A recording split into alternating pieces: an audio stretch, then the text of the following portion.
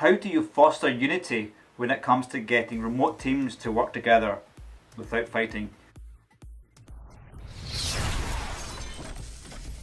If you have two remote teams, I think it would benefit if you actually talk to both of them some of the principles of psychology. Also, what you want to do is you want to have once a month trips from one remote team to another. What I recommend, if you have, say, a team in London and you have a team in Poland, in the first month you get maybe 4 or 5 developers that want to travel, take them to Poland to spend a few days networking with the guys there. The next month, get some of the guys from Poland to come over there to London to gel. When you have this sort of frequent getting in touch, there's less likely that your team is going to form a us and then syndrome. And that can be really detrimental, because when you have silos and the developers don't interact or meet each other in the same place, then it can form into that situation. Another thing that I would tell your developers is how text messaging is devoid of emotion. What does that mean? So when you send a message on Slack or Skype or Discord, all the other person sees is text. There's no emotion attached to that.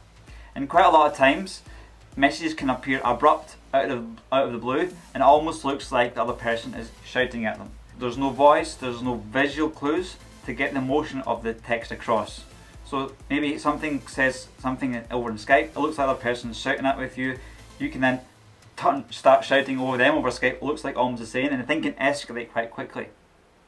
So you want to teach your guys communication skills. I do recommend, if you can, is get your developers to actual talk in voice sometimes versus just chatting text. Sometimes you can communicate much more over a voice conversation than just text. Now when you have developers that work really well remotely and they understand each other, then of course I encourage them to send as much text as you want. I mean, I've got developers in Austria that I know quite well with. We don't really bother with niceties. We just understand each other very well, and we can send messages back and forth, Skype, no talking, no video. That's fine. We don't even have to say hi or bye. We just chat. That's it. You're going back to the travel thing again. Some developers just love to travel. Myself, I like to travel. I like the whole flights things, going to hotels. It's almost like a mini holiday, but it's actually helping to commit unity. So that's also one thing you can do in your recruiting. You can say, look, we have opportunities to travel, but they're optional.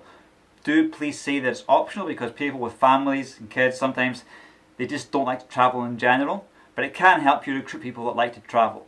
Another thing I'd like to say about remote teams is sometimes, maybe every 1 or 3 months, it's good to get a round table situation where you get the whole team together.